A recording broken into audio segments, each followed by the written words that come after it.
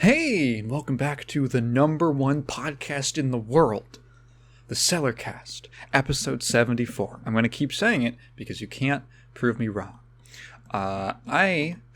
So this episode's going to come out a day later, and the reason for that is because Arxis likes to mess with me.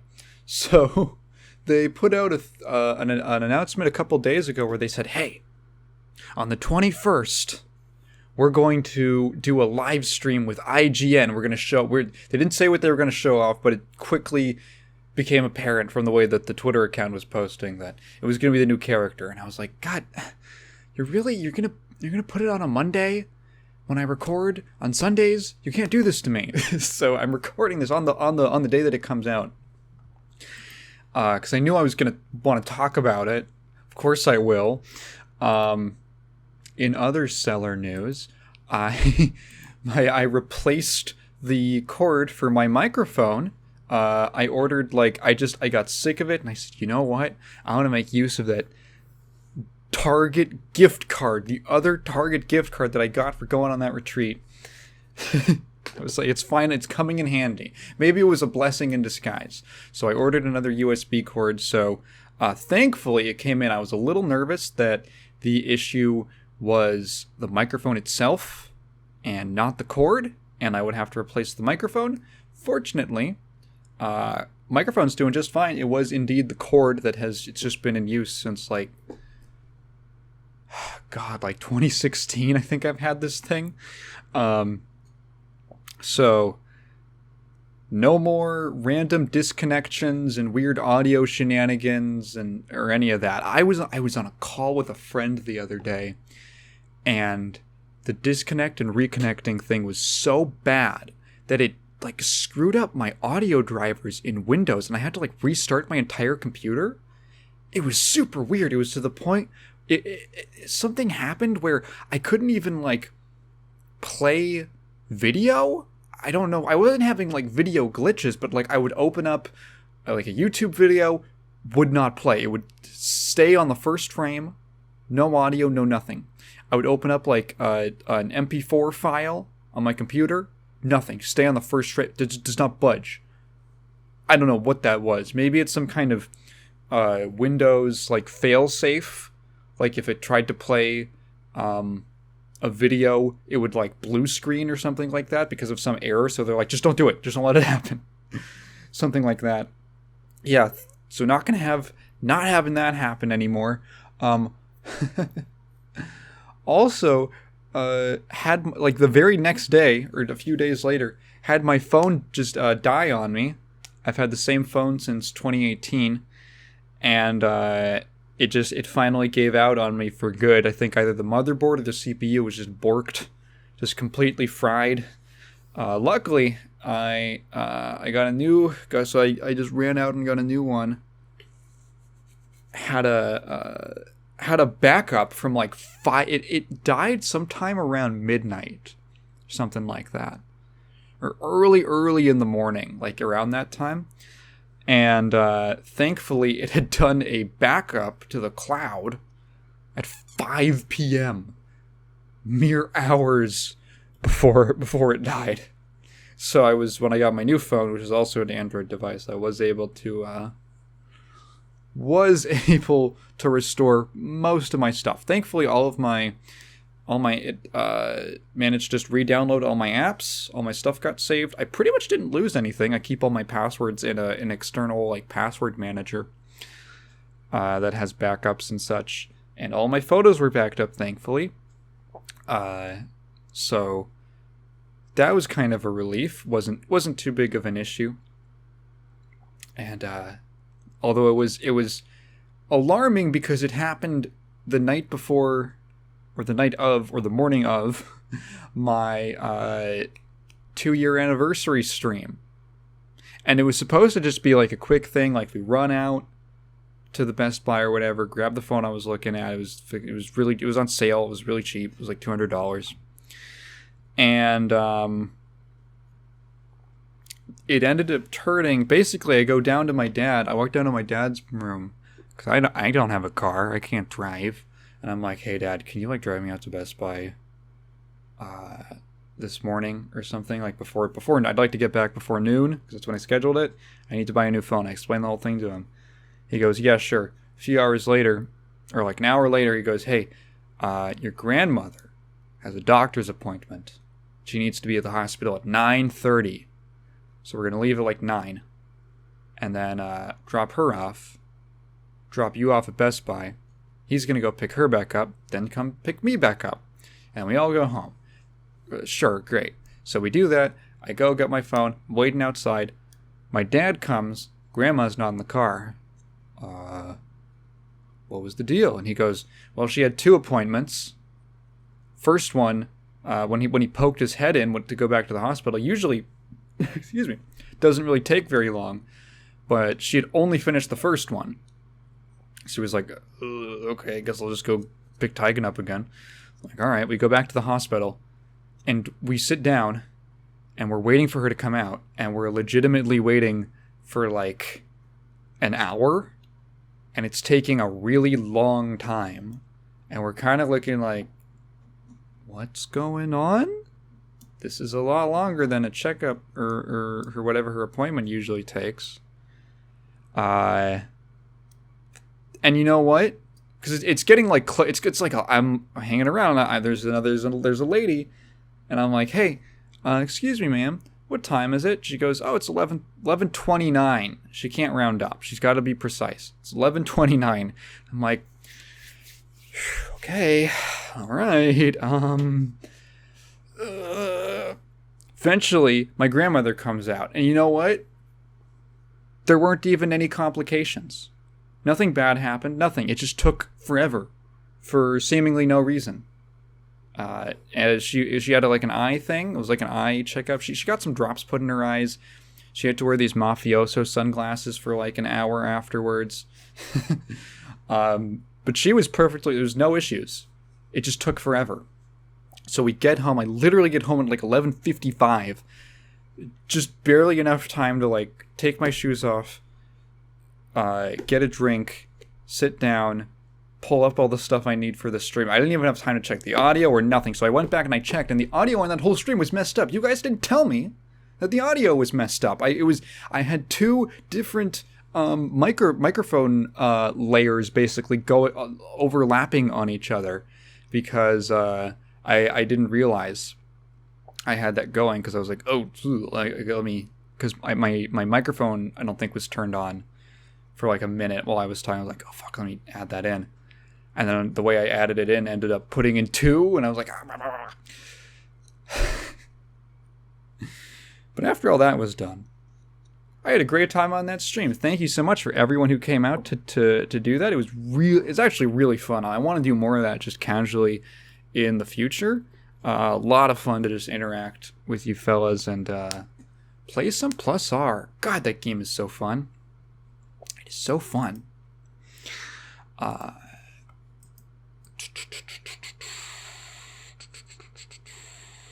don't think I have anything else to go over. So we're going to jump right into the comment review. We actually have a comment review, guys. I have to remember to put the music in. So we have one comment from last week from Ryan Frisha. Pretty sure I got that right. Ryan says, this first little bit is about the Mick Gordon drama, which we have a little follow-up this week about. He goes, such an awful thing to hear happen to one of my favorite figures in game development. I sincerely hope that Mick gets what he deserves from Bethesda. That man deserves the world. I guess it's kind of fitting that one of my game production classes today talked about serious issues in game dev. As awful as it is to hear about all of the negative shit that happens to the ground level employees in the industry, I sincerely believe that people my age going into the industry can make a difference. My professor, who was a former AA and current professional indie dev, pointed out that because all of this dirty laundry is being aired out so publicly now, there will be more concessions and benefits made towards younger talent of such an active and motivated generation. If that's true, that makes me sincerely happy. Obviously, I've met some people who work in game design. I don't actively speak to them, but when I went to GDC, I got the chance to talk to a lot of really nice people who worked in the business. So I can't like necessarily guarantee. I can't exactly confirm that myself. But if that's true, that kind of makes me feel good because I like talking about that on platforms like this. And even if this is a very low viewership podcast, it does make me feel a little bit rewarded to know that, well, at least I can say that I was doing something about it, this thing that I care about. And so are you, dear listener, by supporting this podcast, or I don't know, whatever. Just the fact that you care, or that you might want to vote with your wallet or whatever, is more like, I don't know if I'll buy another. I would genuinely, if I find out that Marty Stratton worked on another game, I might want to withhold my money from that. Or other people might feel that way. If I know that a game was made with grueling crunch, then I do not want to support it. Hey, speaking of, I gotta add something to my notes. I was like, fuck, what do I want to talk about today?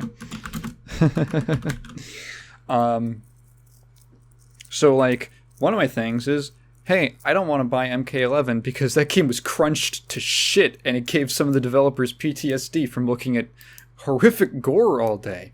I don't want to support that, and I can just do that. It's easier to not do something than do something. So if another NetherRealm game comes out and the animations don't look like shit and it looks cool and it wasn't the product of obscene crunch, then I'll at least be open to buying it. I think that's important. I'll at least be open to buying it. That's my stance.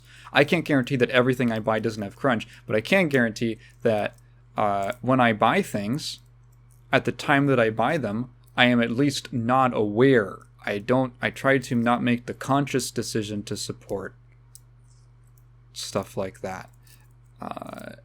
And of course, this is veering dangerously close into like there's no ethical consumption, yada yada kind of conversation. But like, hey, I don't know. I do need a phone. I don't need a video game. I need a phone more than I need a video game, if that makes sense. Anyway, let's get to the rest of this goddamn comment before I start rambling on forever.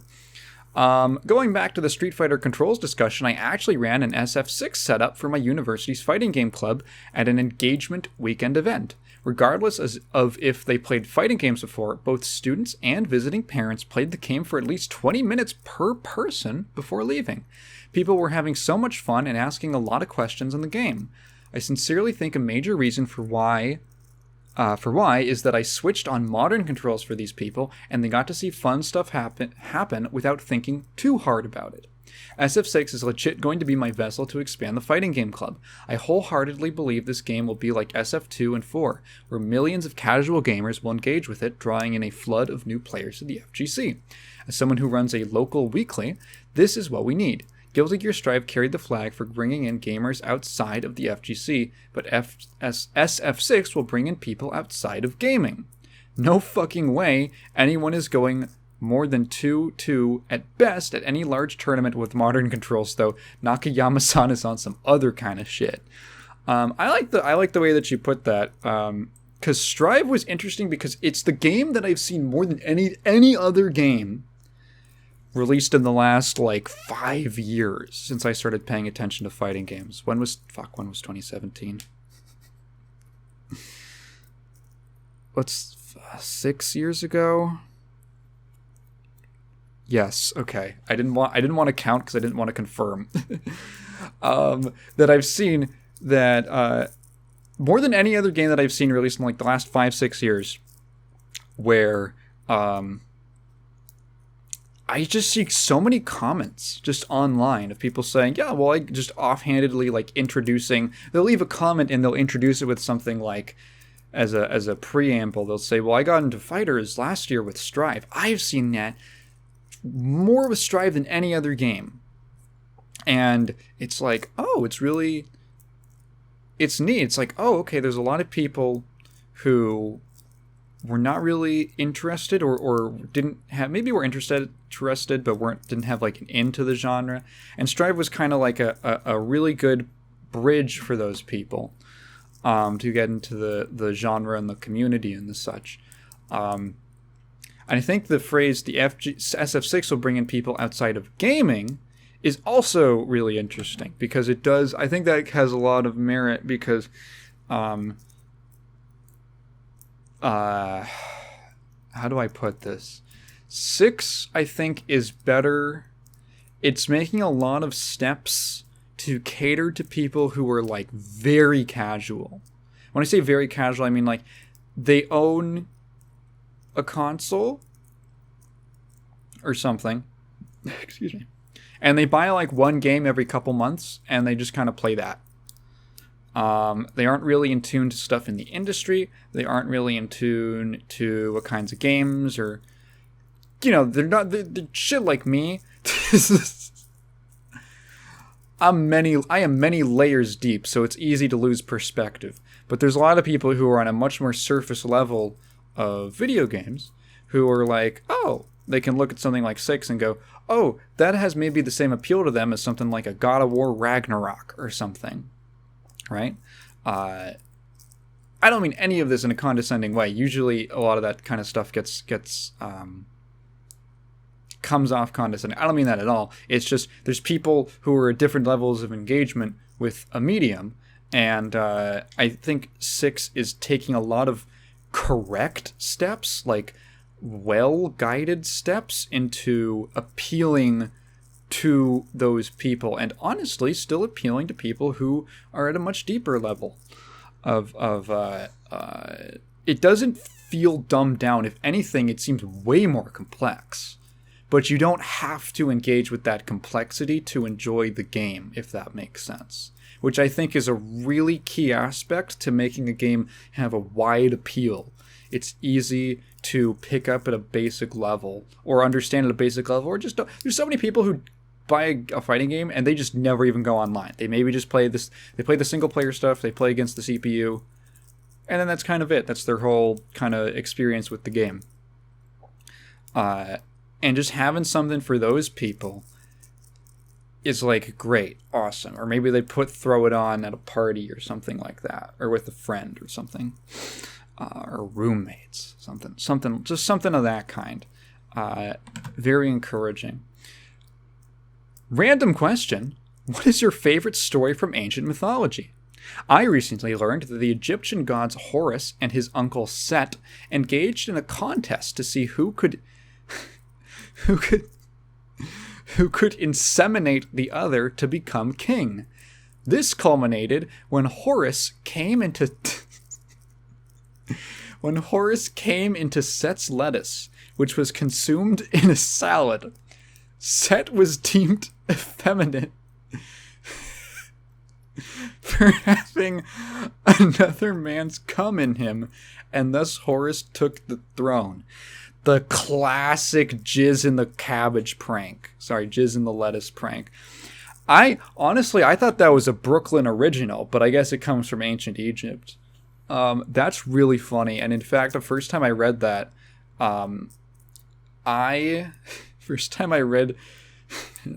it reminded me of that fucking meme that's like, it's like, you know, the meme format of like, the devil saying something and then Jesus saying something, and it's the devil saying, cis men can't get pregnant. And then Jesus saying, keep coming in his gay ass. That's what I like. Keep coming in his lettuce.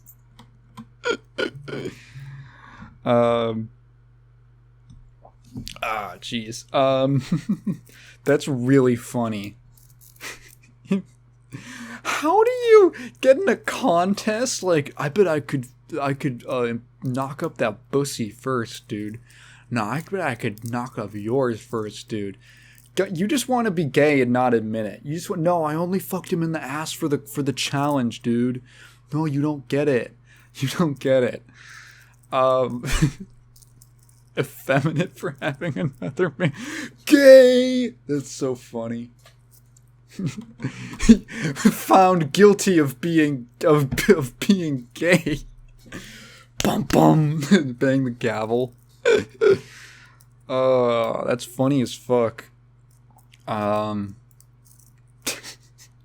Sometimes I think about stories like that and I wonder, was that supposed to be funny to an ancient audience? Like, you have no idea. Like, what were ancient forms of humor like? Do you think that there's like, we just reinvent styles of humor? That there's like, we dig up writings or something from ancient history, and to us it just seems like it's played straight, and it's some kind of myth, but really in its day it was some stupid absurdist like surreal humor like you'd see on like TikTok or something today, like surreal weird memes, but we just don't get it because we don't have the cultural context. You think in like 2,000 years somebody's gonna dig up the aliens are gonna dig up like the "keep coming in his gay ass" meme, and they're gonna go, "Oh, this was a story where Jesus and the devil had an argument over the meaning of." Yeah. It's really insightful into the human religion. Well, speaking of, you asked me what's my favorite story from ancient mythology, and I actually thought about this for a minute because there wasn't anything that came to mind immediately. Even though I feel like I know a decent amount of ancient history, mythology. I've read the Odyssey. Never read the Iliad or the Aeneid. But they give you the Odyssey in, I feel like the Odyssey is more of like a hero's journey. It's a little more relatable, whereas the Iliad is just, here's a bunch of the Iliad is like a bunch of filler, from what I understand. It's a lot of just like, those shonen manga where it's just like, why is this fight happening? That's like the whole Iliad. So I was really trying to think like ancient mythology stories, and then I remembered, hang on. I do know a lot about a certain ancient mythology. That's right. Keep coming in his gay ass. I know a lot about Christian mythology. Which is, for any Christians in the audience who did not click off when I quoted that meme, we're still listening. Don't get your panties in a bunch. Mythology does not necessarily mean something's wrong. That's one meaning. It actually has two meanings. The other meaning is just any story from an ancient religion or culture, or any ancient story from a religion or culture. Typically involves like a supernatural element or something like that. The Bible is mythological. It's a mythological text. And I don't know if I've ever mentioned this or if I've mentioned it very often, but I grew up going to Catholic schools my whole life. So despite not being a religious person, and never really being a religious person, I know a fair bit about... I'm going to burp. I know a fair bit about the Bible. Mainly the New Testament. I know the Gospels, specifically. Excuse me. God. I ate like an hour ago, so forgive me if I'm borping. Mainly my area of expertise is in the Gospels, because we did a lot of Gospel study when I was in high school. And there's like... so it's the Gospel of Mark is the only book of the Bible I've ever actually read all the way through. There's a bunch of stuff, especially in the Old Testament, that's like, oh God, the book of Jim Bob. Here's a bunch of stuff Jim Bob did. Oh, okay, and it's like, it gets the Bible is literally like 100 books altogether. And so there's like a ridiculous amount to sift through. But I can talk about my favorite story, or I guess two stories, because I have one that's kind of funny and one that I actually really like. So, look, I'm not going to lie, the Gospels go kind of hard. Like, I find that a lot of people who really don't like Christianity, they really just don't like the institution and the Old Testament. That's mainly like what they don't like. You ever listen to something Jesus said and you're like, it's kind of fact. Put on my Zoomer cap. It's kind of facts, dude. Bars, dude. Most stuff that Jesus said, I feel like even the most staunch atheist could be like, yeah, it's pretty reasonable. And even the stuff that was very, like, God-centric that were in his teachings, you could really easily just adapt to, like, a secular viewpoint and just take, like, the message and then just, like, it's pretty baller. So, my favorite passage from the Bible, my unironic favorite passage from the Bible is, oh goodness, what was the verse's number? It was in Luke, I think. Let me look up the specific. I can actually like read it. It's Jesus, kingdom of, yeah, here it is. Luke, chapter 17, verses 20 through 21. So, oh my god, just give me the fucking Luke 17, 20 through 21. It fucking didn't give me the Bible Gateway. So, okay. So if you aren't aware, you're not familiar with the Bible, basically, the Gospels kind of work like a Saturday morning cartoon where Jesus goes somewhere and says something, or Jesus goes somewhere and then the Jewish establishment goes, hey, you want to say that you're the king, the son of God or something? Or basically the whole time is that the Pharisees and the scribes are the main kind of groups, which I forget exactly which ones those do, but they're basically like the establishment Jewish traditional like scholars and stuff like that, and essentially they're seeing Jesus come down and say that, oh, he's act like a prophet, and they're like, no, there hasn't been a prophet for forever. Basically, they don't believe that he is they might have believed that he was a prophet, but I think that they drew the line at him claiming to be the Son of God. Basically, they didn't like him, and they thought that a lot of stuff he said was blasphemous because of the way that he presented it. So essentially, they're going around and they're trying to catch him on things. Namely, one of the things they're trying to do is they're trying to get him to claim indirectly some sort of position of power, because they can't really do anything legally to him. This is how he gets crucified, or this is how they were trying to get him arrested, is that the Holy Land was under Roman occupation at this point in time. And the Romans basically didn't really give a fuck about the Hebrews' like little religious squabbles. If they went up to him and they said, he's claiming to be the Son of God, they'd look at them like, yeah, okay, it sounds like a you problem. So basically, they're the whole time they're trying to get him to claim some kind of like kingly position or leadership position, so they can say, hey, look, he's a revolutionary. Arrest him and kill him. He's threatening your occupation. So that's a little backstory. So basically, they're always hounding him. So Luke 17:20 through 21.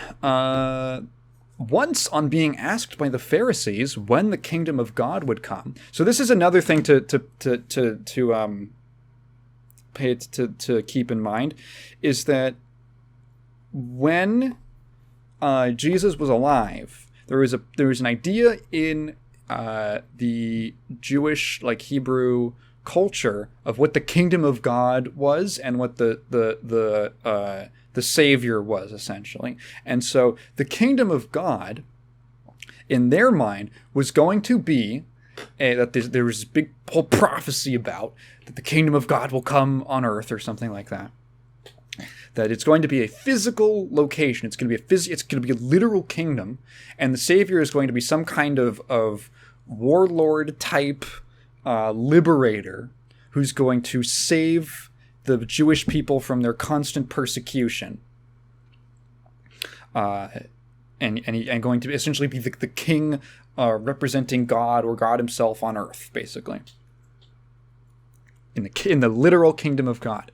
So the Pharisees come and they say, well, hey, Jesus, you're talking about the kingdom of God coming to earth. When's that going to happen? So Jesus replies, the coming of the kingdom of God is not something that can be observed, nor will people say, here it is, or there it is, because the kingdom of God is in your midst. And other translations will sometimes say the kingdom of God is within you. And this is so cool. You know why this is so cool?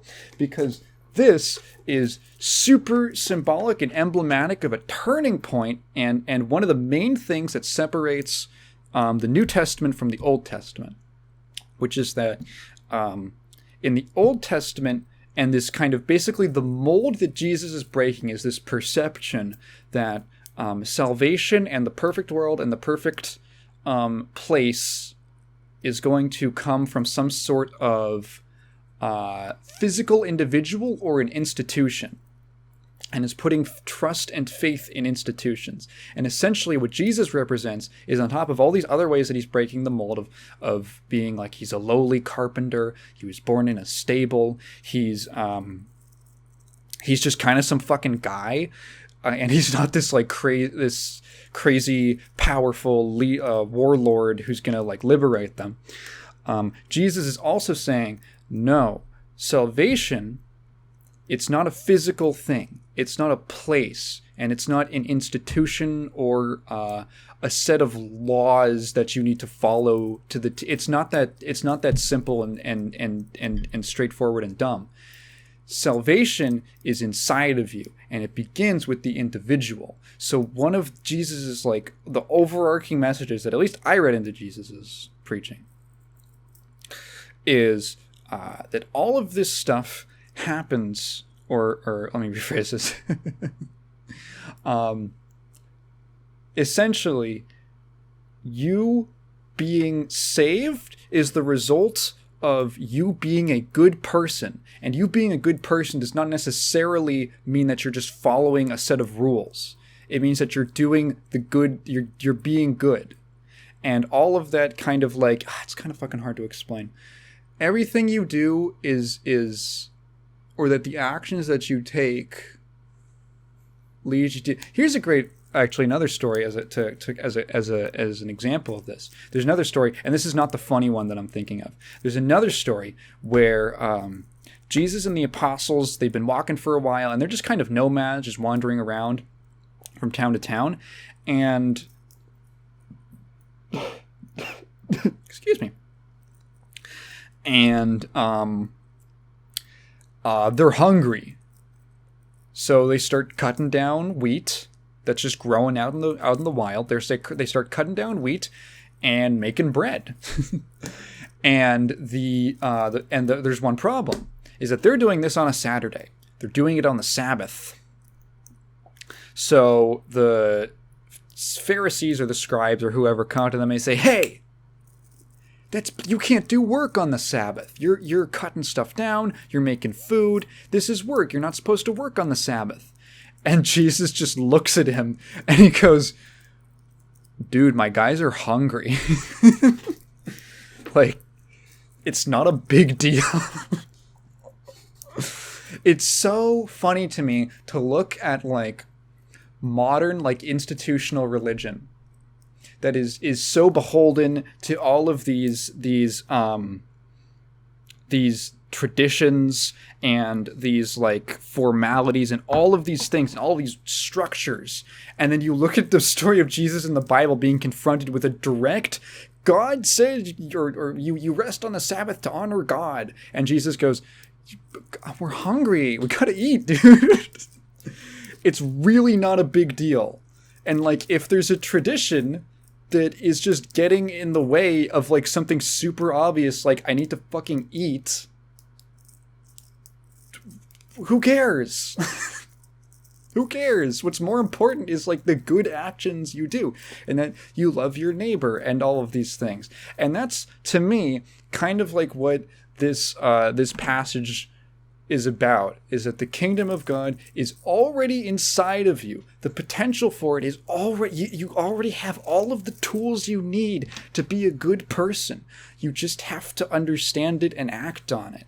And I think that is really cool. The other one that I think is really funny is the story of the Transfiguration. So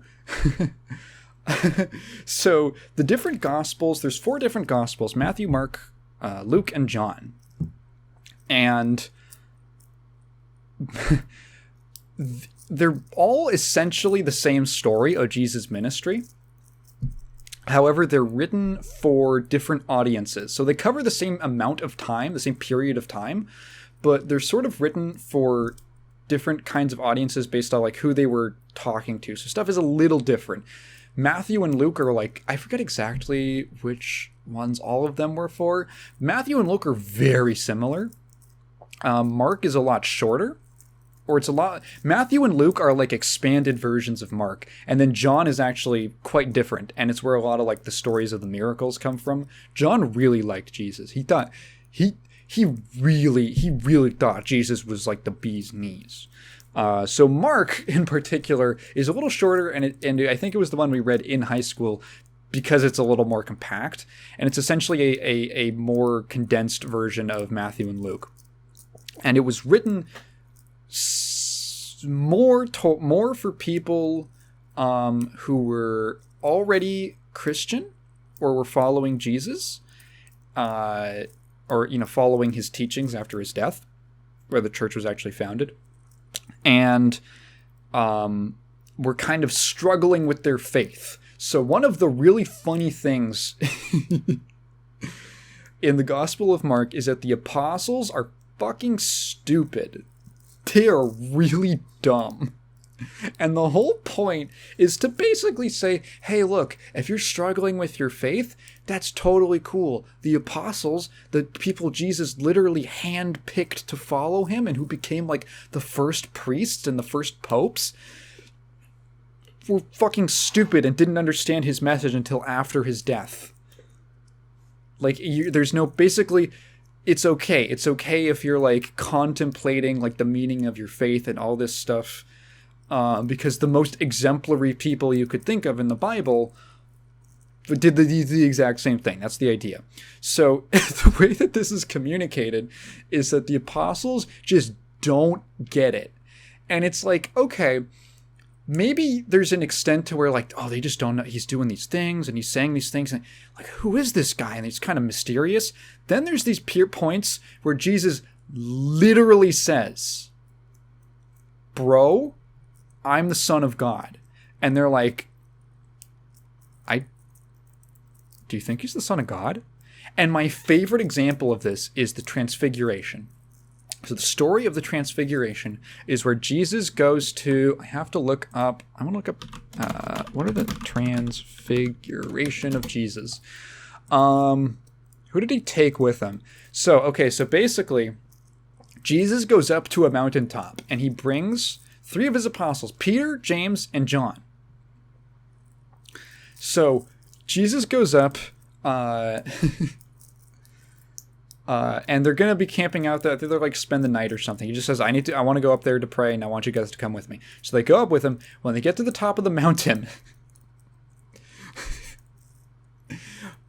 the heavens part, and fucking rays of light start shining down, and Jesus assumes like he turns into like a being of light, and he ascends up into the sky in front of them, and on his like right and his left are Moses and Elijah. So Moses, basically Moses and Elijah are like the 2 most important people in like Jewish culture at this time.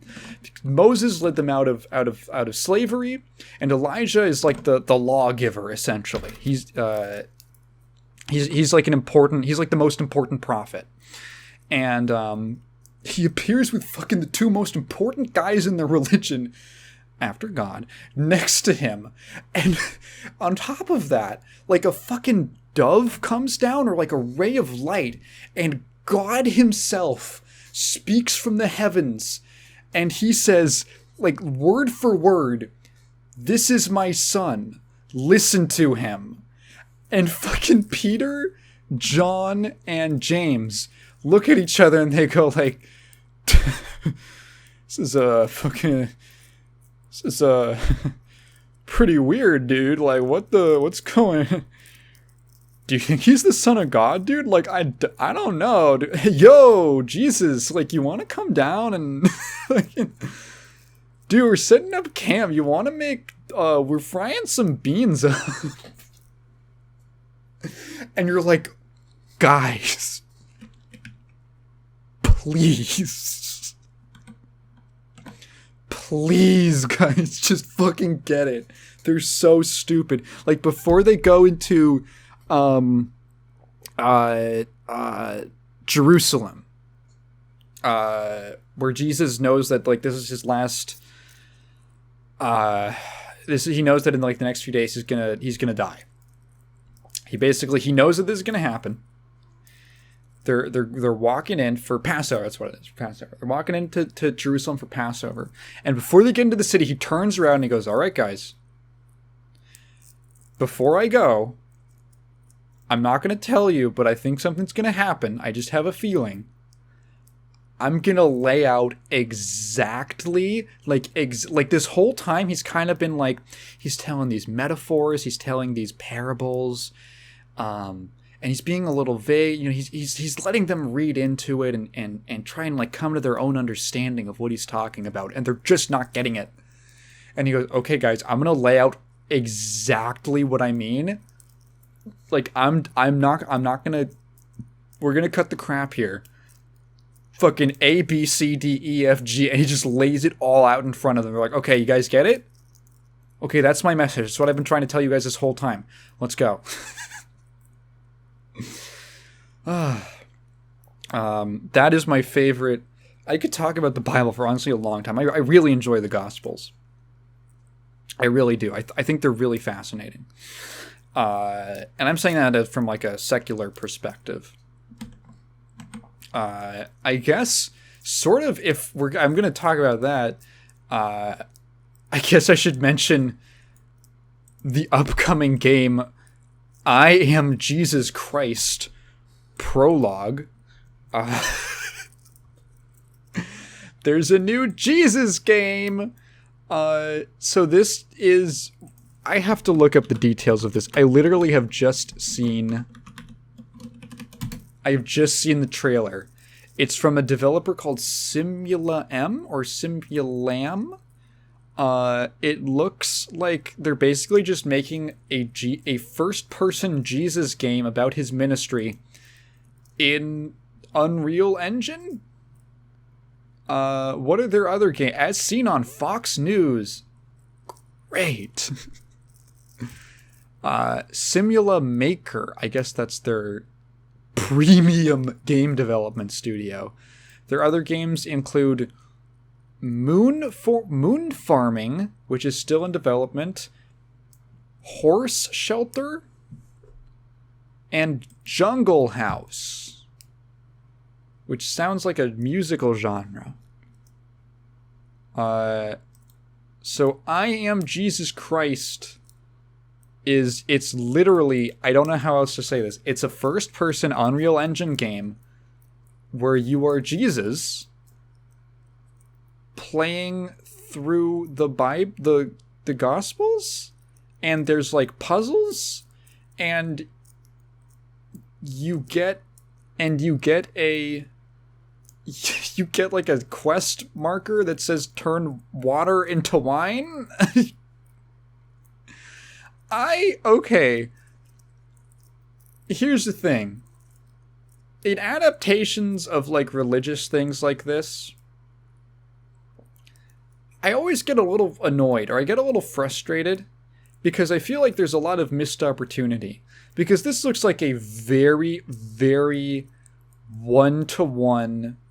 Basically what I'm saying is that this... Are you going... Fuck, you're going into his veins and clearing his fucking arteries? What the hell? What is this? I didn't get this far in the trailer.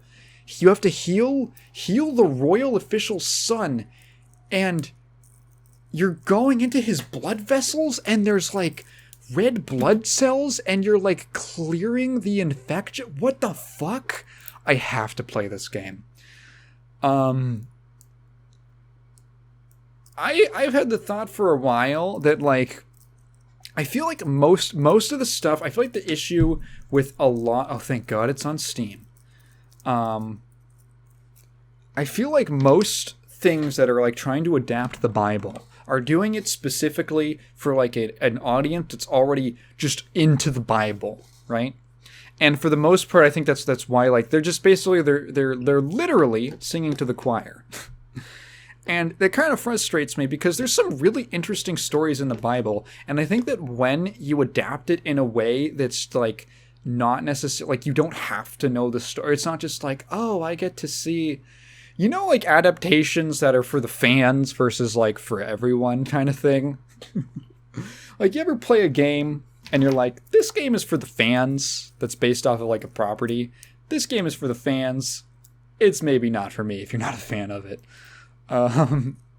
Basically what I'm trying to say is that most like biblical adaptations are the JoJo's Bizarre Adventure all-star battle of the Bible of religion.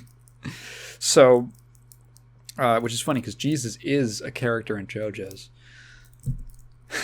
Yeah. And when you don't, you can make something really good. I love The Prince of Egypt. That's a great movie. You can watch that and not have any interest in the Bible, and it's just like a good, compelling story because it's like it's the human drama. And then there's also if you're Christian, you can enjoy or Jewish or whatever, you can enjoy this story being adapted that I know. And I've always been frustrated because I feel like whenever the Bible, like the New Testament gets adapted, it's always about Jesus. And that might sound weird because obviously, well, isn't it about Jesus? But like, okay, hear me out. If I was going to make like, let's say a mini-series adaptation of the Bible, I would want to do it, of specifically the Gospels. I would want to make it, but I don't want Jesus to be the main character. Peter should be the main character. And I don't know why I haven't seen anything that takes this angle, because Peter is like the most interesting apostle. He's the one who goes through like, he's there from pretty much the beginning of the ministry to the end, and he becomes the first pope. And he's also the one who has the most amount of doubts. He has like the very famous, the three denials of Peter, when after Jesus gets crucified and people ask Peter if he knew Jesus, and he 3 times he denies him, just like Jesus said he would. And then eventually he comes back around to believing in the message. He becomes the first pope. All that stuff. He's like the human character, or like the not Jesus human character, who is like the most, he is the best audience surrogate possible that you can do the most with. Because like Jesus, yeah, obviously like it's about him, and there's a lot of human elements to Jesus and things that are relatable about him. But like ultimately, even for like a Christian audience, like you're watching, like you're observing Jesus if you're a Christian.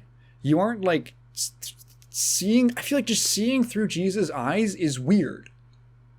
I feel like that's weird. I feel like it's much better for a story to be able to like put yourself in the shoes of someone who is extremely close to him, but like has his doubts and goes through these tribulations and stuff like that. And no one ever, and like has an actual arc about it. And no one ever takes that angle. And it's like, why? It seems so obvious to me. Like that's such an easy, you could tell such an interesting story with Peter as the protagonist. And no one ever does it. I do want to check that game out. When it comes out, apparently just the prologue? I don't know what's going on with that. At the end of the trailer on IGN, there is a bonus video of the funniest reactions. Revelations DLC gonna be fire. Don't spoil the ending. I'm gonna buy this game for my brother. He doesn't play video games, but he's a huge Jesus fan. Really makes you feel like Jesus. These comments are so great. They really nailed the T-pose. Yeah. The bread was his body and the wine his blood, but this game was his soul. Wait, oh yeah, there's a line in this trailer where someone says, "You are out of Holy Spirit energy." No, it's not a line. It's a note. It's like a notification. You are fasting of the Holy Spirit. You are starving and must head to each prayer location indicated by the God rays and pray in order to survive in the desert. Oh my God! You're gonna do the 40 days and 40 nights in the desert. And you have to go pray at different locations. You have a little day 39 counter. You are out of Holy Spirit energy. Use the R key in order to recharge your energy. Oh my God. This is one of those Poe's Law things where it seems like I do think it's earnest. I do think it's genuine. But God, there's so many elements of this that feel like parody. Like, it's just a direct, now you go here and you're going to turn the water into the wine. Go talk to the fisherman on the dock. I wonder what that's going to be. Yeah, I'll check it out, assuming there's no weird stuff attached to it. The speedruns are going to be insane. Imagine you wanted to go to heaven, but IGN gave Jesus' game a 6. As a video game protagonist, Jesus is now officially eligible to appear in a future iteration of Super Smash Bros. That's a good comment. Can you imagine a skill tree in this game? Oh God. Yeah, I looked at the replies to that comment because you might go back and watch the U Testament video on my channel. Part of the reason that game annoyed me is because it felt like Matt Dickey. Like, when I talk about how you can make some really fun stuff out of the Bible, it felt in that game like Matt Dickey was like, oh yeah, here's all these interesting stories. Let me just run a tractor over them to put in my own dumb, too smart for you message that just ends up being like meaningless and boring, and the fucking mechanics suck and you don't do anything. The systems are like, but that is a game with a literal skill tree.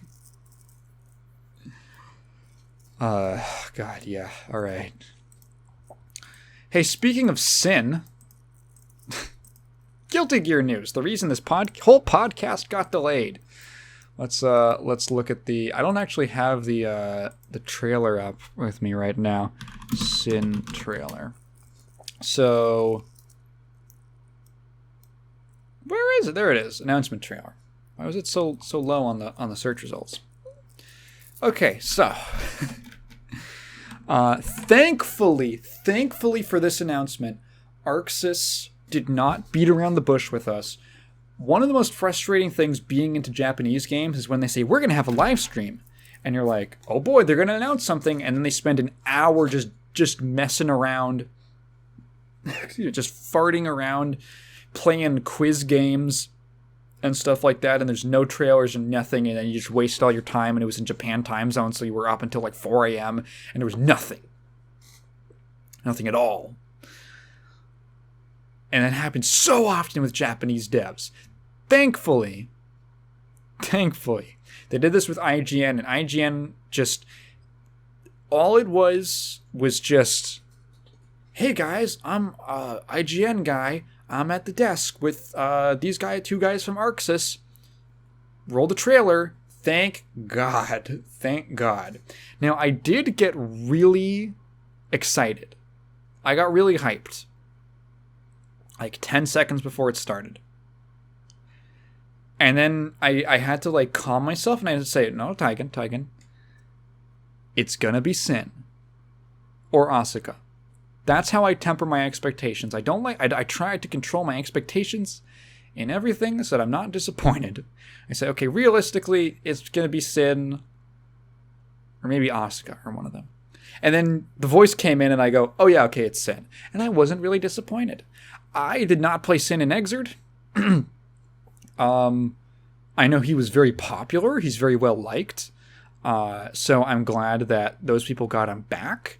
And the trailer, if we just, I'll just fucking have that playing while I'm talking, so I can just kind of keep watching it. So he's had, everyone knew he was going to be back at some point in season 2 because he's in the season 2 story mode. He's right there. He has a new character model and everything. So obviously, yeah, he's going to be in the game. But like when? And it's just kind of one of these, I guess it's another reason I didn't find it particularly exciting, because it's like, if it was someone really out of the blue, if it was Order Soul or something, or fucking Cliff's Zombie or something like that, then that would be like, what? This was like more of an inevitability. That being said, he looks good. He looks good. And from what it seems, he looks relatively intact. So one thing to understand about Sin is that there was a couple challenges that I knew they were going to have with adapting him to Strive. And that is that his gameplay, his moveset in Exerd has there's some significant overlap with him and Nagoriyuki in Strive. So essentially, Sin's moveset is kind of like, because he's Kai's son, he lifts a lot from Kai. He's obviously got like a kind of longer ranged weapon. He's got the flag. He has a DP. He has like a stun dipper type move where he kind of slides forward and does an attack. He has essentially a greed sever in. Well, that's one of the things that they changed. But it's sort of like, it's technically a different move. In Exerd, it's Bull Bash. And in this game, it's Hoof Stomp or something like that. But he has an overhead. He's got a big overhead swing move. He's got, what else? He doesn't have a projectile, but he does have his like kind of longer range kind of jab move in a Beak Driver. And yeah, he's kind of got everything, pretty much everything besides the projectile. He's sort of got the basics, the Kai basics. He's even got to ride the lightning. And in the previous game, he also had like a projectile super. Now he has Tyrant Rave, which is neat. And I think it kind of ties into, because he was raised by Soul, so okay, he's taking some of Soul's techniques now. I always love that. I think it's so cool how like Rock Howard in the SNK fighters has like a mixture of Geese and Harry's, Harry Togard, Geese and Terry's techniques. Like, that's super cool. Sin is looks like he's kind of moving the same way, because he's part gear. The part that is difficult to, basically the spice, the sauce of Sin in Exerd, is that he has an extra meter, the calorie meter, the meat meter. And essentially, when he uses his special moves, he can cancel his special moves into other specials. So he can combo his special moves together. And for some of them, I think really just Beak Driver, he can like enhance it at the cost of his calorie gauge. So essentially, he can do all these crazy special to special cancels, but only if he spends his calories on it. And then he has a special move where he eats some food and then he refills some of his calorie bar. Now, in Strive, Nagoriyuki basically does the same thing, except his, instead of like, it's a very semantic difference. Nago doesn't have a bar that drains. He basically has an overheat mechanic, or the more that he uses his special moves, the higher his blood rage meter gets, and then he's punished by just not being able to use his special moves at all once he's in blood rage. Sin just like bottoms out, and he can't. He gets hungry, and can he not use any of his specials? I actually forget if he can even use his specials when he's hungry. But that's basically it. So I was like, okay, so how are they gonna adapt him? If Sin reaches 0 calories when doing it, he will be forced into a hunger animation for 95 frames after the special attack finishes recovering. Okay, so wait, what? Faust's chocolate and donuts will give Sin 500 calories? That's so funny. That's cute. I didn't know that. What are they saying? So I was like, okay, obviously they need to change him in some sort of way because it just doesn't make sense to have two characters with basically the same mechanic at their core. So that's essentially what they've done. They've reworked Sin's kit so that instead of having this calorie system, he has a new stamina system. And he doesn't do special to special cancels anymore. What he has are basically, what from the looks of it, every single special move he has a unique follow-up that he can do. And there's like an extra like dash cancel that he can also do. Basically every special move he can do like its unique follow-up or a universal like follow-up where he dashes out of it afterwards. He can do that for all of them.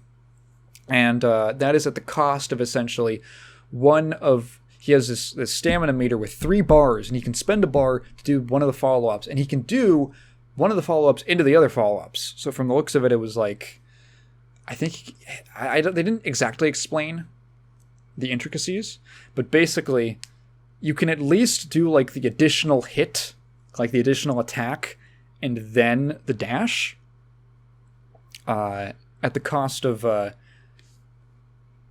bar of stamina for each of those. So that, to me, seems pretty reasonable if you're going to change him. Honestly, most of his moveset is actually very intact. The only things he lost 3 special moves. One is the eating special move, obviously, because it didn't have the mechanic anymore. The second is his leap move, which makes sense. Like, if you told me Sin was coming back, I was already expecting the leap to be gone, just because, like, Strive has a much smaller screen space. Excuse me. The overall, like, size of the stage, this was sort of the concession, is that the individual, like, stages are smaller, but obviously there's the screen transitions and stuff like that. So sort of a lot of these like big half screen moves, sort of, it makes sense to kind of take a lot of them out, just because like it essentially becomes, hey, like Nago's spin, his little goofy spin move that everyone likes fighting against because it's so fun when he just decides that he can skip neutral. Basically, like, yeah, leap seems to me like if it was implemented in this game at all like it was in Xrd, it's just like a neutral skip move, and I don't know if they really need him to have that. And then also, like, he has this air special that's, from what I can tell, is pretty much just combo filler. Sure, you don't really need that. The things that he lost, either like they made sense or to me don't seem like I doubt anyone is really like, oh, he lost. What is this thing called? He lost Vulture Seas. Yeah, I don't think anyone's going to be losing sleep over that. How they did actually keep the meat eating. They kept him eating the mechanic of him eating food, but now it's, I think, his taunt. And they actually said in this live stream, they didn't go into it, they were intentionally vague. So he has a couple different food items that he'll take out and chomp down on. And they give him different effects depending on which food he gets. So, like, hang on. There is actually a dust loop page for him already. And from, like, just observation of the trailer, people have already been able to figure out some of his, like, some of the effects. Oh, it's a half circle motion. Weird, it's not a taunt. Okay, I thought it was a taunt. It's a half circle back punch. Interesting. Grants a random effect on use. He'll eat a random food item, conferring just different effects with a visually... it'll be a different color. So there's 5 of them at least. We don't know all 5 of them yet. But we know that the ice cream gives you 10% tension, and the lizard gives 5% of your health back. So, interesting. If there's at least 5 of them, it looks like... I don't know, that could be... that's cool. That's like fun, goofy stuff. I like that. And it's called... What's it called? Still Growing? Yeah, because... So his move in Exerd is... Oh yeah, it's the same thing, Still Growing. So...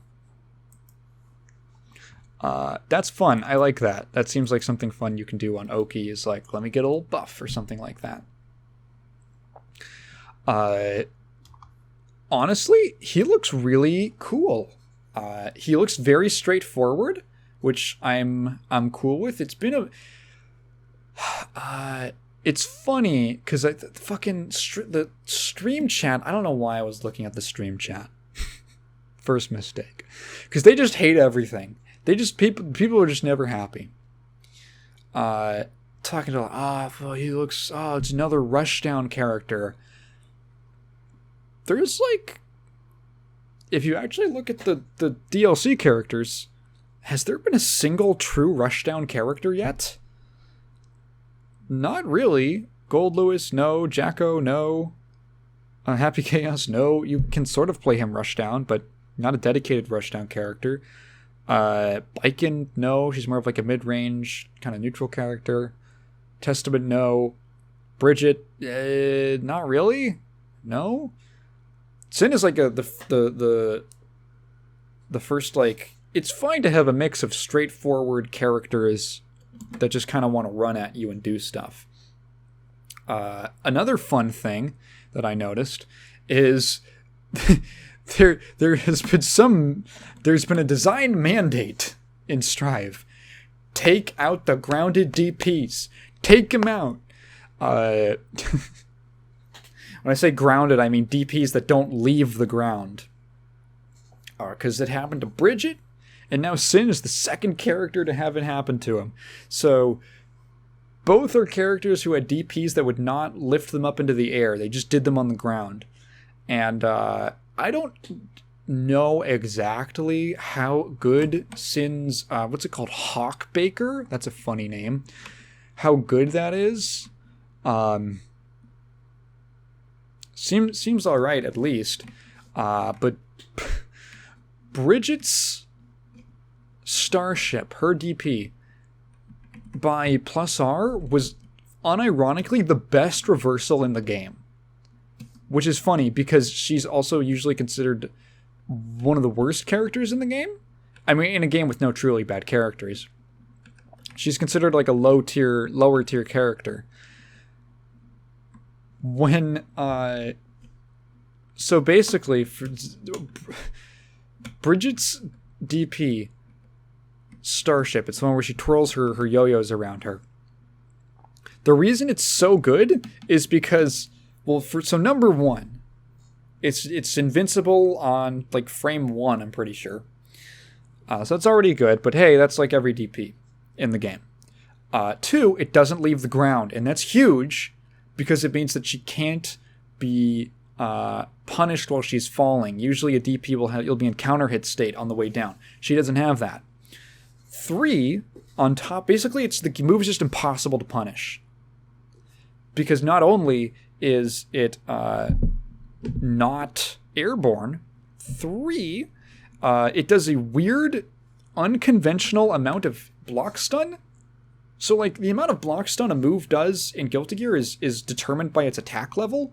So, like, the higher attack level moves will keep you blocking in like, a block stun animation for longer.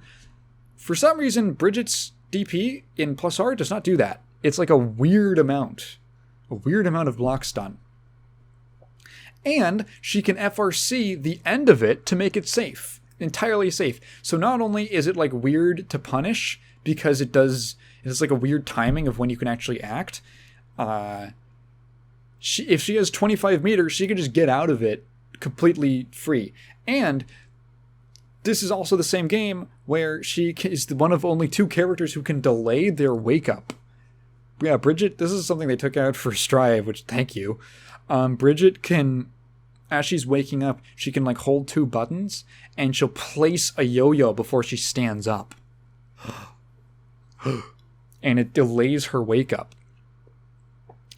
Sin, sort of similar deal where Hawkbaker and Exerd he just stabs his flag into the ground and just a big geyser of energy comes out. Big Captain Corridor type move.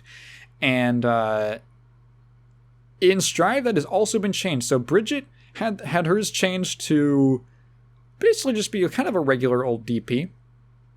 It seems decent from what I've seen. Lifts her into the air, importantly. Sin's, same deal. I actually really like the animation where he jumps up with the flag, and then if he, like, hits, he plants it, he, like, crashes down to the ground and plants it. I think that's cool. A lot of the stuff he does looks cool. It seems like a lot of the things that I know that's a very dumb statement. It seems like there's a lot of situations where he knocks the opponent away and then he can follow up by just, like, dashing after them using that follow up. So he looks overall like a pretty easy to pick up character who he's got a high-low mix-up. He kind of wants to rush you down. He has decent range on his normals.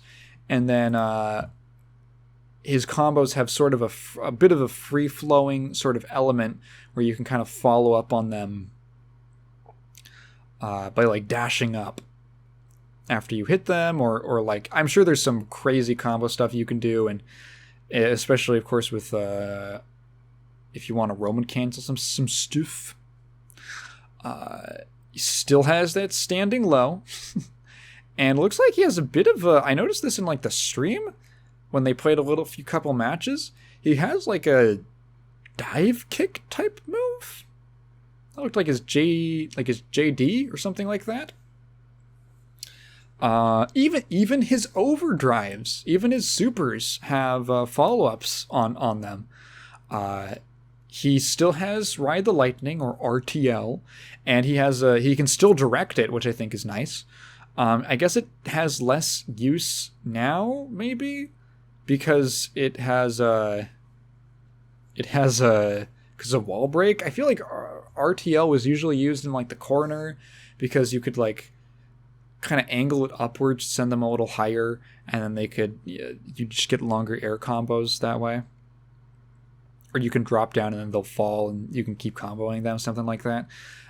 Don't know how useful it is here, and I felt really bad for the presentation was a little difficult to watch, and I hope that this doesn't sound mean, because the dude really tried his best, but when they went to his move set, like, explanation, they got the guy from Arxis who didn't clearly spoke English. His grasp on English was a lot shakier than the other guy who was kind of helping him out, and, like, God bless him, he was really going for it, and honestly, he wasn't even bad. It was just, like, there was a point where I just want the information, and I'm like, can you just open the command list? Just open the command list. I'm like, there was some friction, I think. Good on him. He made a really good effort, and it was very cool, and I'm sure it was very intimidating. However, as a viewer, it was like, okay, all right. very slowly talking through this and like kind of mumbling, and some words are kind of hard to understand. I'm like, okay, I respect it. He was like, there was like a moment where the IGN guy asks, so like, what's the purpose of, because I don't think the IGN dude had played Exerd. And he goes, what's the purpose of being able to change the direction of RTL? And the presenter's like, I don't know. It's like he just doesn't have an answer, or he doesn't know how to explain it. I was like, okay. I'm sure there is something, there'll be some kind of use, but like, we don't know it yet. However, he does have some follow-ups that he can do after, one particular, I think each super has a follow-up. So he can do kind of like an extra burst that does huge damage at the end of RTL. He can do like this extra burst of gear energy around him. And apparently that just eats up all of your meter. It doesn't cost 100 meter, but you need over 50%, and if you use it, you will like expend whatever else you had. You need at least over 50%, and you'll spend everything. I don't know if it's like the more meter you have, the more damage it does. If it's something like that, like he's literally like, it's like Sin is literally expelling all of his tension to do this big burst kind of thing. Sort of a neat idea. I don't know how I feel about even more free damage being added to this game. Don't know if you would consider it free, but hey, because you're probably going to wall break with it. And then the other one is his Tyrant Rave, which is neat.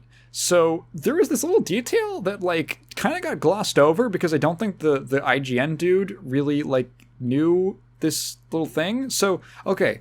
So the way that Sin's Tyrant Rave works is he does like this big explosion. He kind of casts this big explosion on the enemy, and it'll kind of pop them up. And then that's like the main part of the super. There is a follow-up that you can do, which I think is free. But the thing is that it's timing based. It's kind of like Jam's super, where you have to like time when she does the follow-up kick. So basically, you pop them into the air, and then as they're falling, Sin will just do a big ol' stab with his flag. And that'll do a bunch of extra damage. And the Arxis guy mentioned that when he says something, he uses the word clean hit. And that piqued my interest, and I don't think the IGN guy knew what he was talking about, so he didn't ask. But essentially, clean hits are a mechanic that Soul uses in pretty sure every game. It's weird because like there's never been like an indicator for it, but he does have it in like at least in XX. He's got it in Exerd, right? Clean. Does he have it? Hang on. Soul, bad guy, clean hit. Clean hit. He has it in ACR.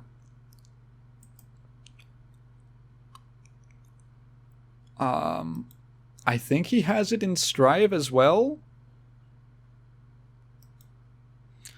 And basically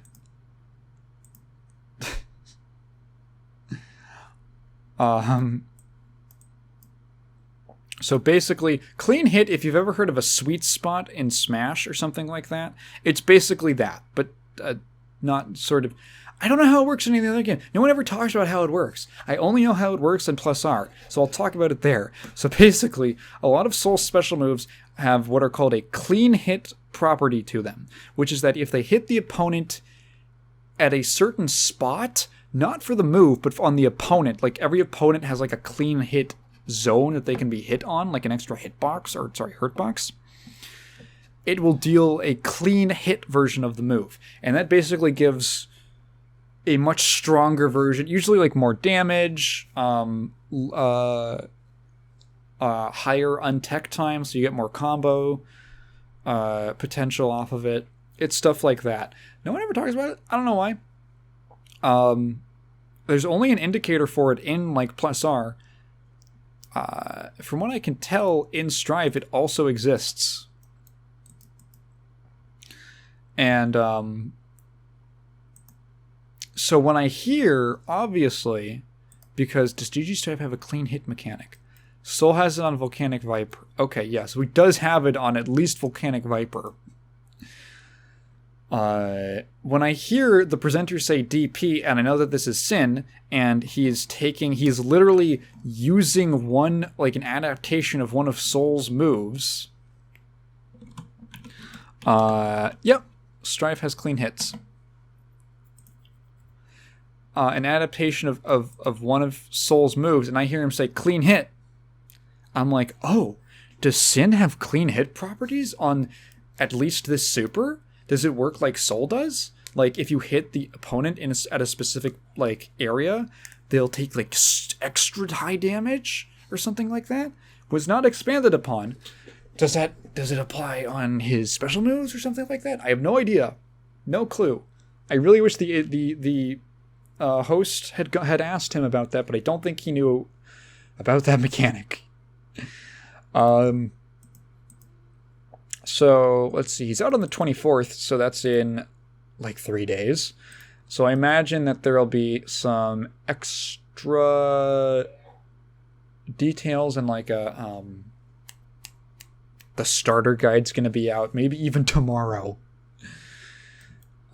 So that's cool. Honestly, I really don't have anything bad to say. He seems pretty intact. And I think for the Sin enjoyers, that's gonna be. He's still got all the same basic functions. Just his core mechanic has sort of been switched around. But honestly, as someone who does not play Sin in Exerd, and maybe I'm fine, there is already. Here's where I can at least take the concession is that if you just really liked the special to special canceling, Nago is already in this game. He's been in the roster forever, and he's really strong. You could just do that with him. There's a similar kind of resource management game to Nago that you can enjoy with him if you just really like that. If you weren't married to that concept, and you just really like Sin's moveset and how he plays, he's still got pretty much everything. Some differences, of course. The new overhead special is not a half screen bonk special Bull Bash is, where you get a ridiculous combo on counter hit. One of the scariest starters in Exerd, counter hit Bull Bash. So will I play him? I don't know. One of the nice things about him being this character, about him being the second character, is that he doesn't get his own stage. That means that the next two characters are going to have their own stages, and if one of them is Slayer, we get another, hopefully a cool one like Villa Vampire, his mansion from Exerd, or something like that, or the castle from XX. So, Ooh, my neck. This will be another blue-eyed, blonde character. Another Guilty Gear Aryan. He looks good. I think the Sin players from Exerd are going to... I think they're going to dig him. I honestly think so. So, congrats. Wasn't RoboKai? I got so scared because before the announcement, the morning of, the Arxis Twitter tweeted out a pixel art thing of Haehyun, and I was like, don't make it Haehyun. Of characters that I think need to come back, I like Haehyun. I think she's neat. But I don't know if she needs to come back. If this game goes on for 7 years and gets 1 million seasons of DLC, fine. But Haehyun, I think, is more cool just for her gameplay, more so than her as like a whole package character, at least for me. She has a neat concept. I like the idea that she's like a small girl in a big old man mech. That's fun. But a lot of people don't even realize that that's the case because she's just in the mech most of the time. So did people just think, oh, just a big old man? It's the martial artist character. And yeah, I was glad. I was like preparing a little bit in the back of my mind, but I'm like, they're not gonna tweet out literally the character the morning of. Like, it's not gonna happen. Yeah, so Sid is a character who a lot of people argue probably should have been in the game from the base roster. I was really expecting him to be in the base roster, but I guess not. Guess not. But hey, he's back. He's back, ladies and gentlemen. Yeah, that's pretty much all I have to say on that. There's really not a whole lot of mechanical depth. It's a straightforward character. So there's that. I don't know if I'll necessarily play him. I might try him out, but I doubt that I'll move off of Testament, because Testament is just really damn fun. All right. I want to do a quick follow-up on the story from last week about Mick Gordon. This is just a short little update, because there was a response from Bethesda on on Twitter. And it's not good. It's a response in the most technical term.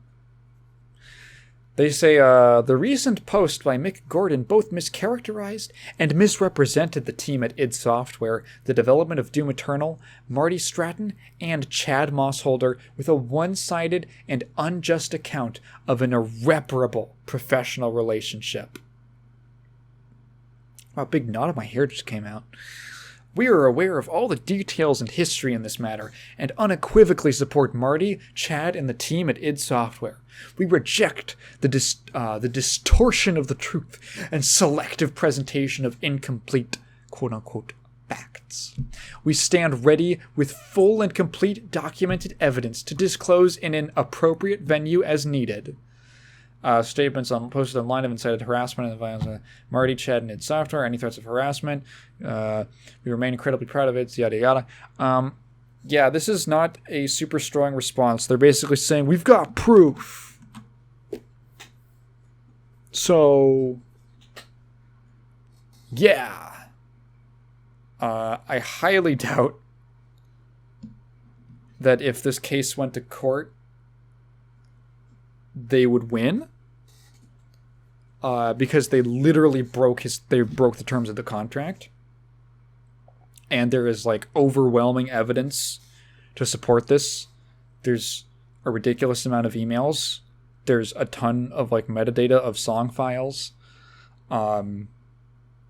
There's literally like music they used that had been rejected that was like over the contracted amount of minutes. Damn it.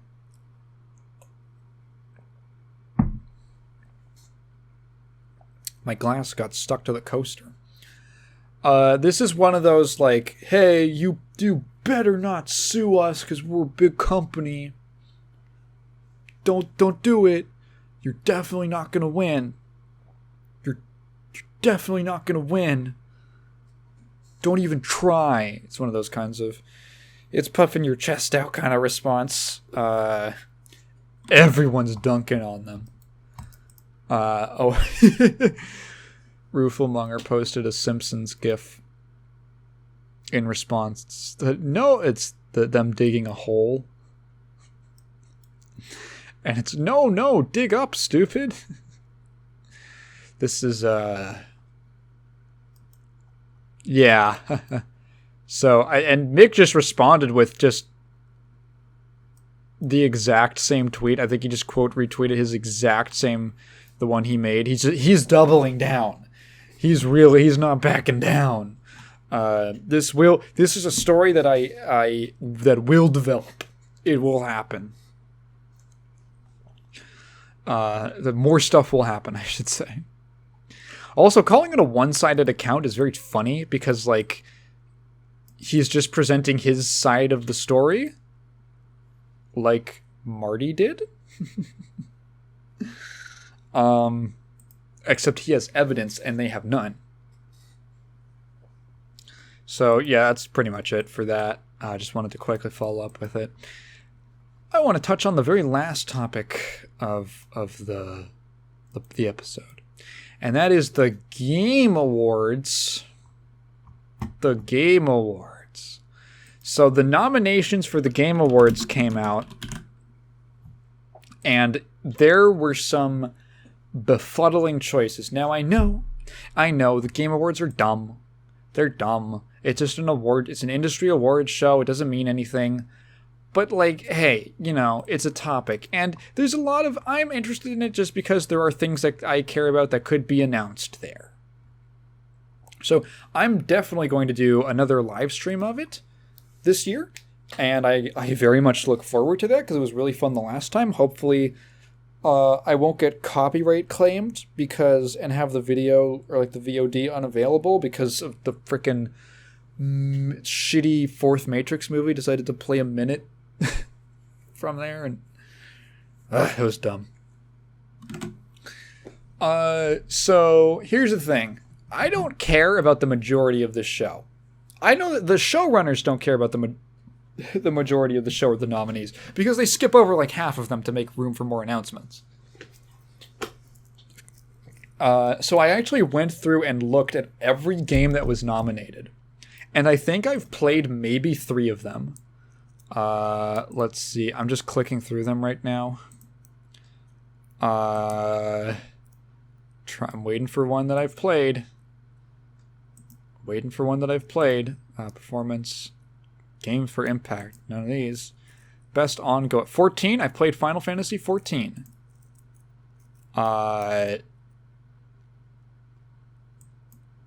We're 14 again. All right. Still one on the board. VR, AR? Nope. Action? No. No. Fighting. Yes. Okay, fighting. And this is the main one that I wanted to talk about. King of Fighters. Okay, so the only 4 games that were nominated that I've played. FF14, King of Fighters 15, Multiverses, and Vampire Survivors. Okay, I'm going to be honest. I do not care about most of these categories. I care about fighting. And if you've been paying any attention to the fighting game community when this came out, you would have heard about this, but I'm going to go over it because it bears repeating. So the best fighting category is nonsense. Let's look at the selections, the nominees. DNF Duel. So I looked at this and I was like, wow, it really was kind of a quiet year for fighting games. I didn't even realize 15 came out this year. I thought it was like last year. DNF Duel. Okay, makes sense. JoJo's Bizarre Adventure All-Star Battle R. A re-release, refresh of a game from 2013. King of Fighters 15. Okay, makes sense. Multiverses. Makes sense. Sifu. What? Huh? Why is Sifu on this list? Why is Sifu nominated for best fighting? Like, then you look at the category and it says best fighting for the best game designed primarily around head-to-head combat. And you start thinking about that and you're like, what does that mean? What does head-to-head mean? Do they mean like a PvP game? Or a game with combat? Because at this point, here's why I think this is dumb.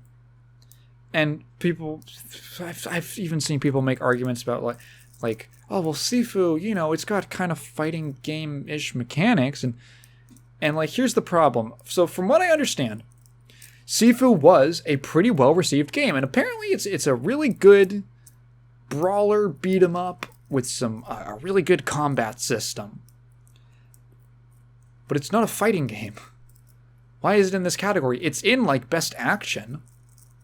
Why is it in this category? And legitimately, I realized when looking through all the nominees, there seems to be a hard rule of every category needs exactly 5 nominations. And when you have a genre that has sort of a slow year like this, I guess they will... But then there's other points that people would bring up about like, well, if you're going to include All-Star Battle R, which has like some new content, but it's not... I mean, comparing DNF Duel to All-Star Battle R, like these are not equivalent things, right? But if you're going to include something like ASBR, you aren't going to include like Capcom Fighting Collection? What about the KOF 98 rollback release that came out?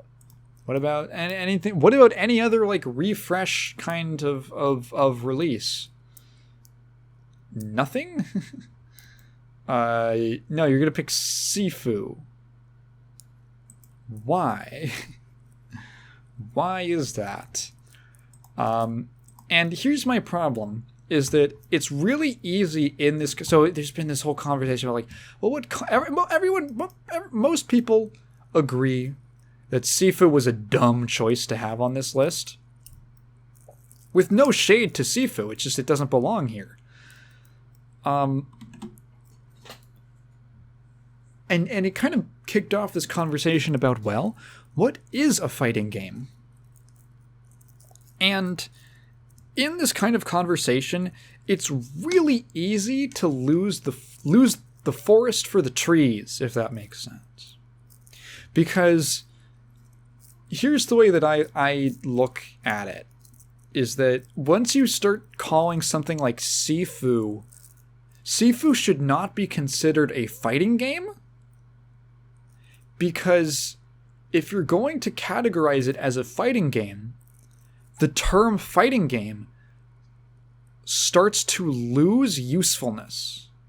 So we have genre categories because they are useful. These aren't just arbitrary things that we make up, right?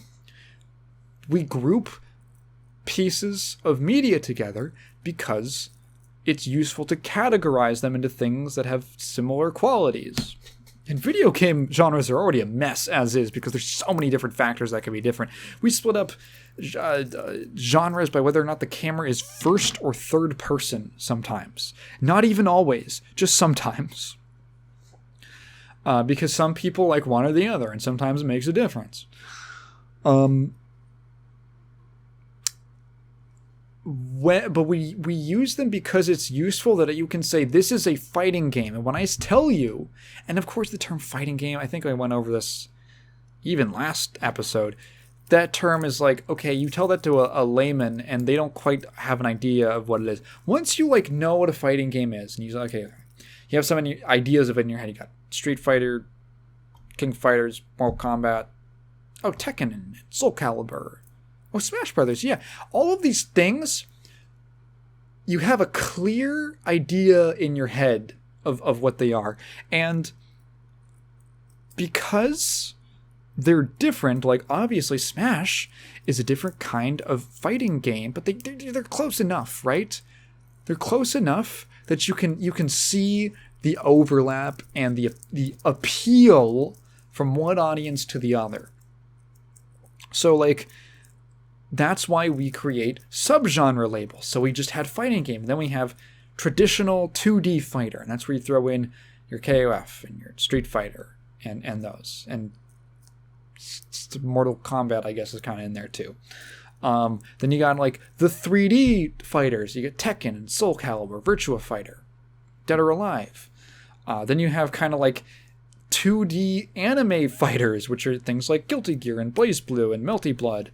With games that, they have a different feeling. There's a different appeal, right? And platform fighters, of course, have jumping and jump, not jumping, but like there's platforms. There's like stages and geography and stuff like that. And there's like a different sort of allocation of movement mechanics and stuff like that. These are useful labels to have, because when I say there's a new platform fighter and it's using Warner Brothers owned characters, you immediately, without even having to see footage of multiverses, you immediately have an idea of kind of what it is, and you have an idea of whether or not that's even going to appeal to you. If I say, a movement shooter or a boomer shooter, immediately you say that to me and I'm like, oh, okay, let's check it out, versus like a tactical squad-based shooter. I'm like, okay, that sounds fucking boring. Give me the circle strafing. Let me circle strafe. That's why genre labels are useful. And I think that you have to draw the line as a community of calling certain things. If there's so here's the thing, is like, it's so much more useful to call Sifu a beat 'em up or a brawler than a fighting game, because there's already a category. Like if things like Final Fight, all those other beat 'em up games, if those never existed and that was never a genre, let's say, maybe we could create a new subgenre for fighting games, single player brawler fighters or something like that. It would be dumb, but it would like, okay. But there's already a category that it fits better in. And if it fits better in that category, throw it in there. It's way more useful to say this is a beat 'em up than this is a fighting game for something like Sifu. So that's like, it was kind of like my main point. About genres. I think it's really easy to start getting into, like, we stop thinking of how the utilitarian nature of genre titles, because we kind of like, I don't know, we sort of take that, we forget about it, and then we kind of end up making a bunch of dumb terms like Metroidvania, which are not actually very descriptive. So like, that was my rant about video game genres. If there's a game that comes out, you kind of look at it and you go, okay, let's put it into these categories where it fits most closely, where it has a similar appeal. Excuse me. It doesn't have to have the same exact mechanics or systems, but it has the same kind of appeal. And then within that genre, if it's significantly different enough that, like, hey, maybe someone who likes Counter-Strike isn't going to like Quake, you can just divide it and call it, oh, it's more of a movement-based shooter than something like that, right? Than Counter-Strike is. That's where subgenres get created, and these are all for the purpose of making it easier to find games that you like, to recommend games to people that they might like, and for a honestly, for like a developer and a publisher, for the game maker to be able to market to the appropriate audience. So I think this whole Sifu nonsense, I just voted for it. Okay, thank God. I could rescind my vote. I accidentally clicked on it. Fuck, I haven't voted yet. I wanted to vote on stream because it's not going to fucking matter.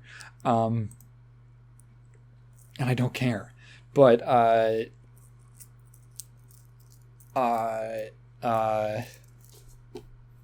okay, that threw me way off. What was I going to say? It's so alarmed. I guess I could, let me go through the nominations. Let me go through the categories. Alright, Game of the Year. Have played none of these. Game Direction. Not played any of them. Best Narrative. Not played any. Best Art Direction. Haven't played any of these. Best Score and Music. Haven't played any of these. I heard Metal Hellsinger. That looked neat. Kind of. Best Audio Design. Haven't played any of these. Best Performance. That's definitely going to go to Mr. God of War. Games for Impact. Haven't played any of these. Best Ongoing. 14. Best Indie. Haven't played any of these. Best Mobile Game. Haven't played any of these. fuck. If it goes to Diablo Immortal, that's a fucking travesty. What a fucking god-awful game. It looks like shit. It looks awful. Not to mention the goddamn monetization garbage. Best community support. I want it to go to 14. Innovation and accessibility. This is an interesting one that, like, I don't know exactly how these games innovated in accessibility, but, like, this is actually something I do like hearing about new accessibility features in games. I like that. So it's a cool category. Haven't played any of these games, so I can't say which one I would mark down. But yeah, best VR AR. I don't even own a VR headset. Best action game. Haven't played any of these. Best action adventure. Haven't played any of these. Best role playing. Haven't played any of these. Best fighting. It should probably go to KOF 15 in my book. I haven't played ASBR. I also don't think it really deserves the nomination. That's just me. DNF Duel looked really boring, and like the game had no mechanics. Multiverses is probably cool.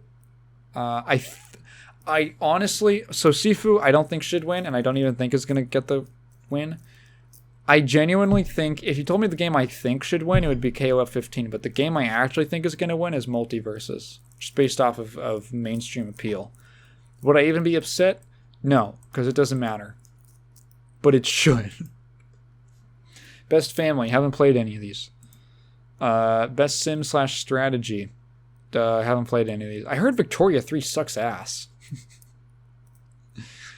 Best sports racing. Haven't played it. Ollie Ollie World looks cute. I'm just looking at the cover. It looks cute. They added women to 2K? That's crazy. This game's great. I wish women's sports were real.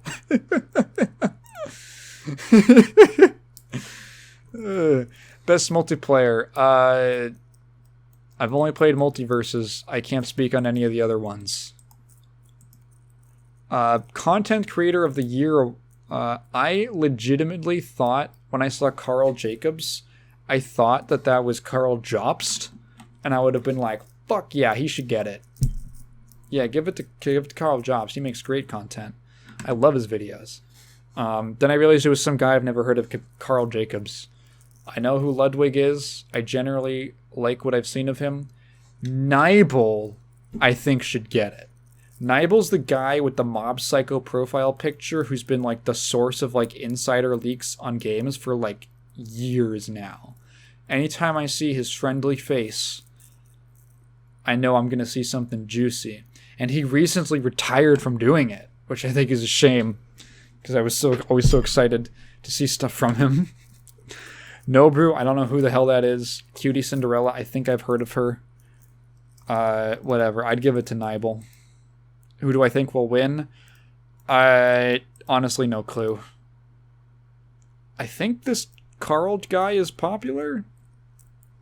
I would imagine Ludwig? Because he's a popular streamer? I don't know. Best debut indie? Vampire Survivors! Hands down! Yeah, go play it.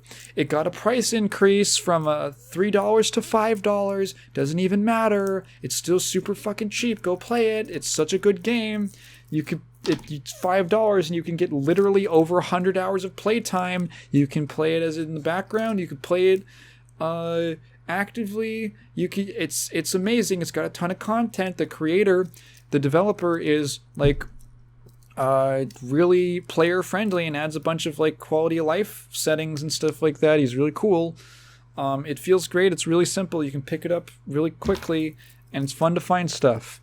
Go play it. God, fucking go play it. If I've convinced you to play Vampire Survivors, let me know in the comments. I would be overjoyed if I could get even one person to play this fucking game. It's so cool.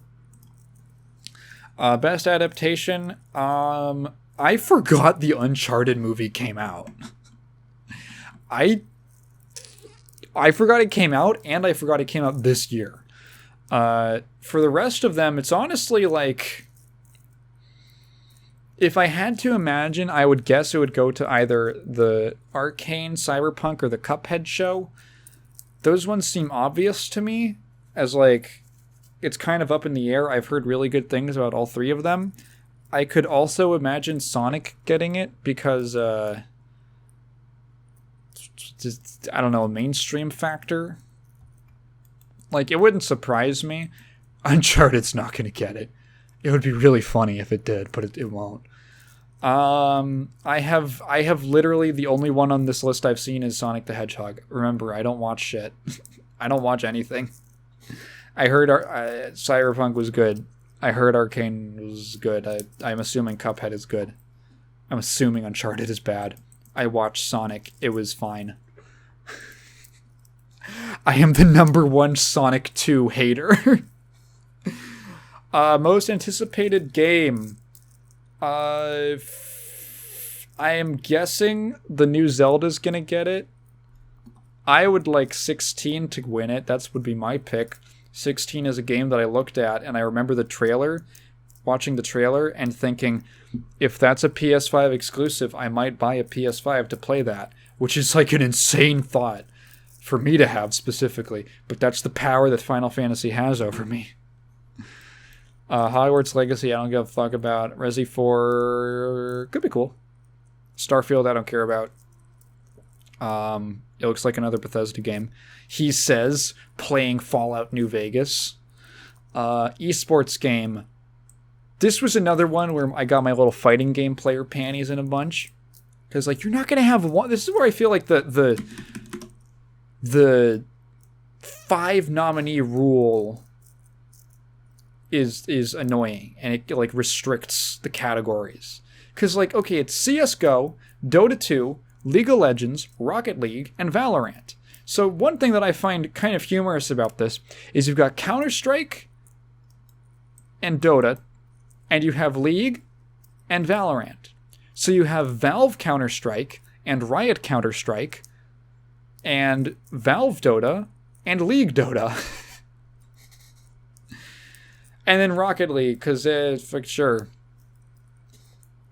I know there's a competitive scene for Rocket League, but I'm like, you couldn't have even put, like, Strive in there? It's, like, the most popular, just to represent the genre. It's, like, the one game that's been topping out tournaments. Like, it had the most entrants at EVO. It's, like, the biggest fighting game right now. It's kind of like a big moment for the genre. You're not going to put it down? Really? It says, for the game that has delivered the best overall esports experience to players, inclusive of tournaments, community support, and content updates. Sure, I guess. I don't know. I don't even know how you would, like, measure that from game to game, but, like, sure, okay. There's Arc has their own world tour. The Arc Revo. They have, there's, like, you know, officially sponsored tournaments and stuff like that. I don't know what more. Because it doesn't have a prize pool? Yeah, because it's fighting games, it's poor. Yeah, which one do I think is going to win this? I honestly have no idea. I would... Because, like, CSGO's going to be on here because, of course, it is. CSGO and League are going to be here forever until the games get, like, taken out back and killed. Unless, like, a meteor hits the offices type thing.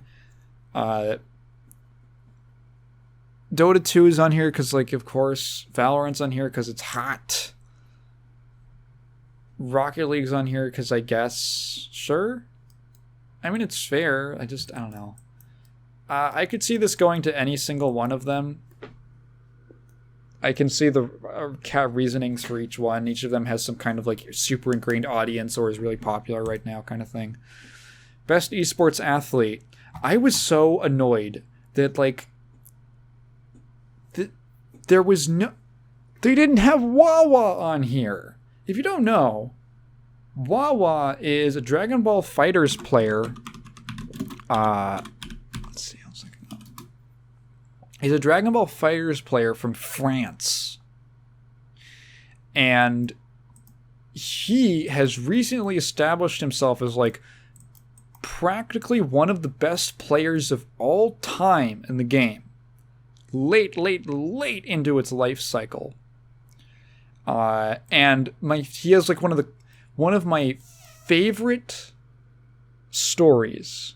He's been winning fucking everything recently.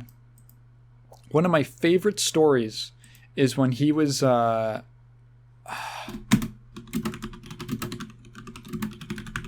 want to look it up.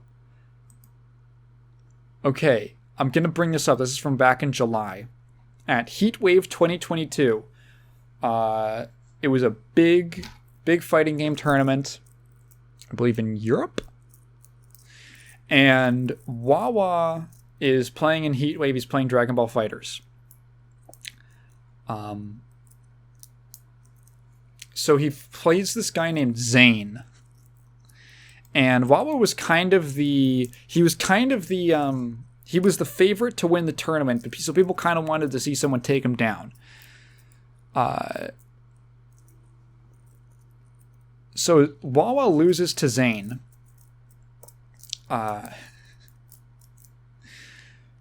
People are like, yeah, fucking Zane won. He beat the best player. Wawa's now down in loser's bracket, and he's kind of, and legitimately, is there footage of this? I think there's footage of, I don't think there's footage of this. I'm like randomly, I haven't seen it. I've only heard the story recounted. No, it was just someone telling the story. Okay. So essentially what happened is that Wawa's getting off the stage, and there's a little kid in the crowd who's crying. And he stops. He's like, oh, hey, is everything all right? And this kid goes, I wanted you to win. He's just bawling his eyes out because his hero Wawa lost. And fucking Wawa stops. And he looks at the kid and he goes, I will never lose again. And the next day, he fucking slaughtered the rest of the tournament. He fucking went insane. He won 3-0 against Zane. Eventually got to winners finals. Oh, sorry, grand finals. And fucking won the whole thing. Reset him, won the whole thing. Fucking crazy. He made, it's called, like, the clip is called, like, the anime promise. He looked at this kid, he goes, I will never lose again. And he fucking didn't. And this is a real thing. Fighting games are just anime. It's just real life anime. It's such a fucking awesome story, and I do not really have any investment in Dragon Ball FighterZ. But just that story makes me think he's the coolest fucking guy. That's such an awesome, what a legend. And he wasn't nominated. I was like, you don't even fucking nominate Wawa? Dude, he's literally an anime protagonist. Like, yeah, of course Faker's up there. God damn it, I don't know who any of these people are besides Faker. I think I've heard of Simple. I think I've heard of Chovy. I think he's like a newer League player. Best esports team. Just a bunch of it's all shooters. It's all shooters in League. Esports coach. I don't know how any of these people are. Esports event. And then Evo gets one little nomination. Evo 2022. They don't even get the cup. All the other ones have the cup. Evo just gets like the picture of the stage. What's up with that? Game Awards are dumb. Obviously I'm all hussy fussy about it. Because I'm all playing, we don't get no respect. But fucking I don't care. People just watch. I don't really care. I get worked up just because it's fun to get worked up about it. I am not legitimately like angry about any of this stuff. I should be clear. I'm invested in it in the sense that it's like an incredibly low stakes thing to care about, that you're like not upset about when something else happens. Not truly upset. Like, there's a difference between, being upset. There's a different kind of being upset for when, the thing you wanted to win the award doesn't win the award, versus like someone shooting your dog in front of you. Like, those are different scenarios. That's a very dark example. I don't know why I said that.